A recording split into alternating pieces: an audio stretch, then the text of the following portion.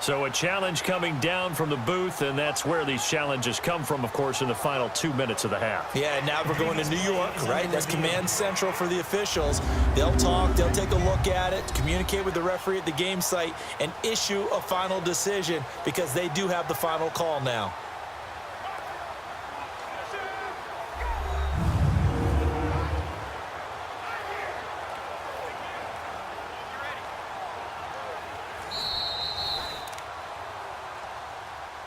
After review of the play, the ruling on the field stands.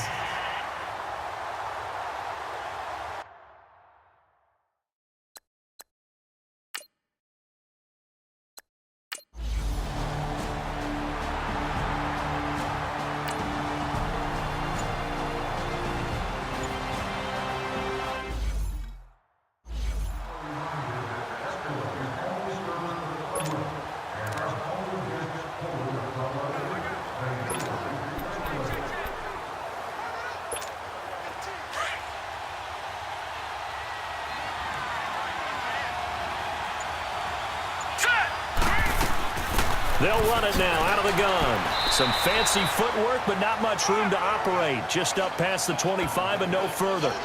2 yards on the pickup there. It'll be 2nd and 8. Well, he was looking for some running room, and there wasn't a whole lot of it there on that play. I think he was lucky to get a couple of yards out of it because those defenders, they were rallying to the football pretty quickly.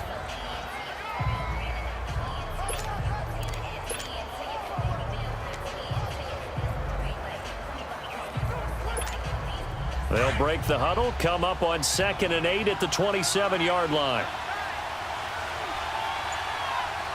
Set! Blue 90! Blue 90!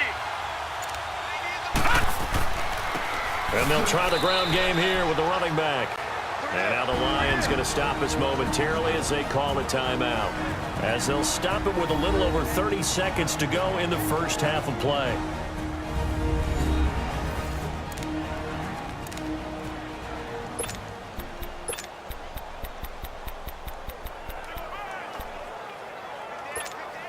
The Niners on 3rd down, 2 for 5 to this point. This will be 3rd and 6. Here we go now.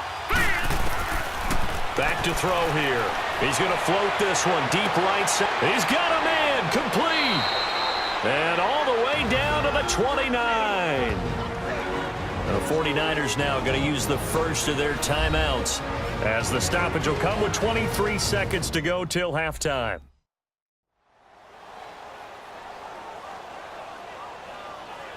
So the offense takes the timeout, and they are back out and ready to rock.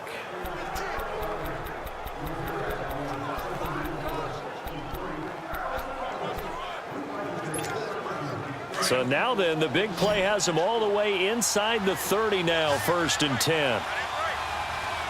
Here we go now. On 1st down, he'll drop to throw. Finding his safety valve here. That's complete. And he'll be a little shy of the 25 here at the 26-yard line. Now San Francisco going to call their 2nd timeout as they'll stop it with 13 seconds to play in half number 1.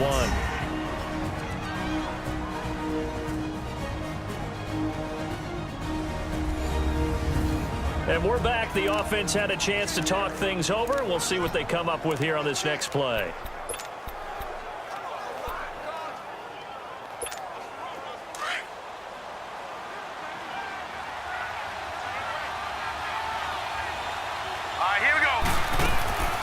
They'll run it now out of the gun. And not much of a hole there as he gets it down to about the 24-yard line. 2 yards on the carry there, and it's going to lead him to 3rd down. And with just 4 seconds left in this first half, a timeout call.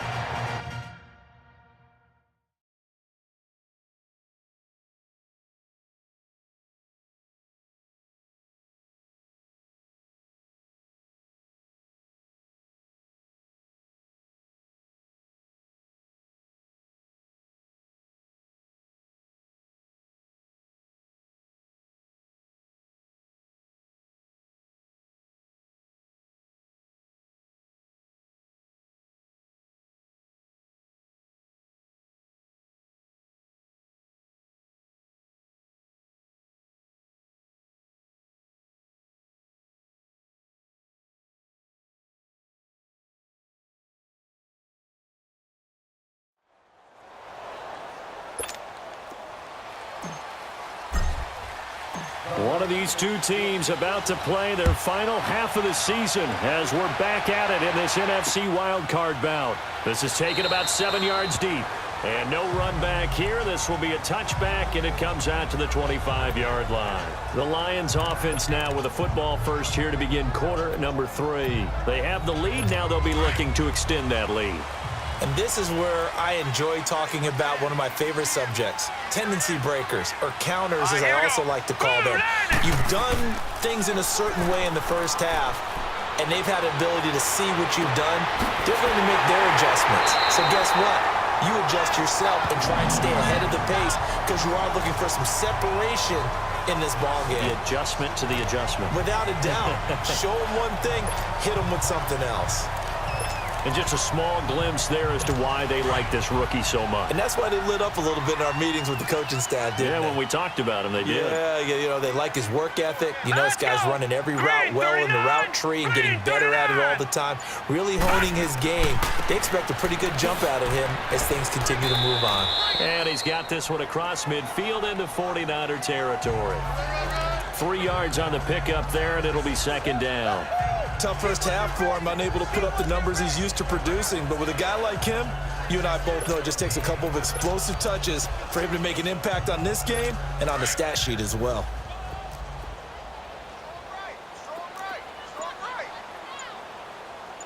Hurry up, here we go. Green 39. And on the ground they go with the running back. And it's been like this all night long. Nowhere to run as they stop him behind the line.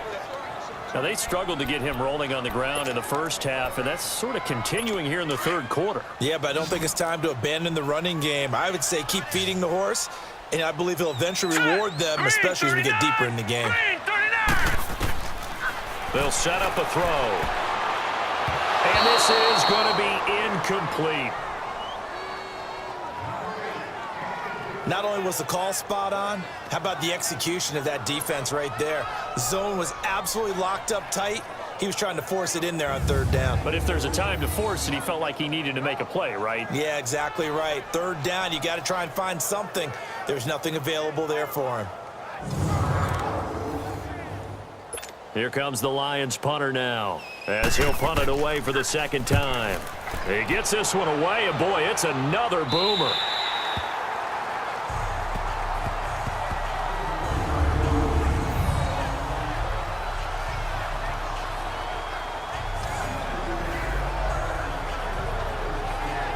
Here's a look at the 49ers offense as they make their way out for their first possession of the second half. They were able to get the stop defensively. Now a chance really to set the tone here in quarter 3. They can really take charge, can't they? And this is probably how it was drawn up at the half. I think we can go inside the locker room, all right? And I think we would see up on the grease boards, stop them defensively, get the ball back from the offense, and let's go downfield and score. Seems simple, right? The last part, we have to find out that's going to happen. But the first part worked to perfection. Did exactly what they wanted, and now their offense has to pay it off. See if they can get the latter 50%. Boy, he does it at a high level, doesn't he? Because when I watch him, I think of his vision. Straight ahead, peripheral. Also has that sense of where holes are going to be before they actually open.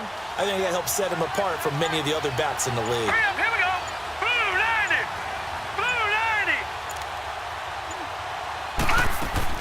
90. They'll run it now out of the gun. He'll be tackled shy of the 35. Shifty footwork gets him a little extra on the play.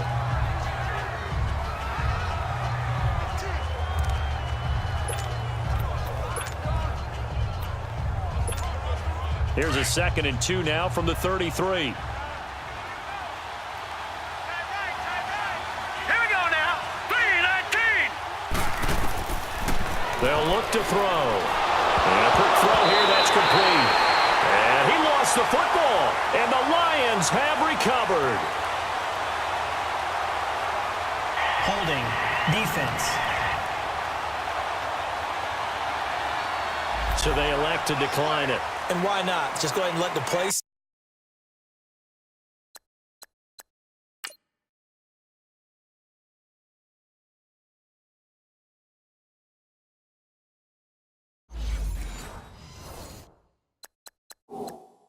stand, and they'll take that.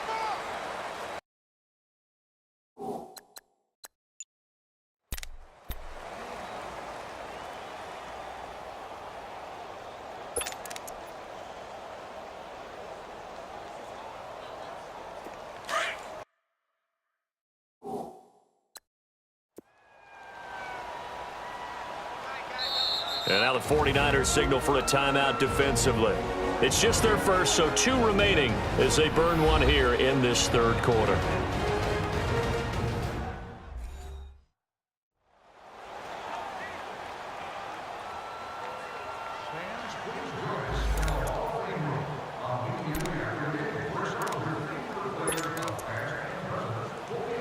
So from the 39 now, they'll come up on a 1st and 10.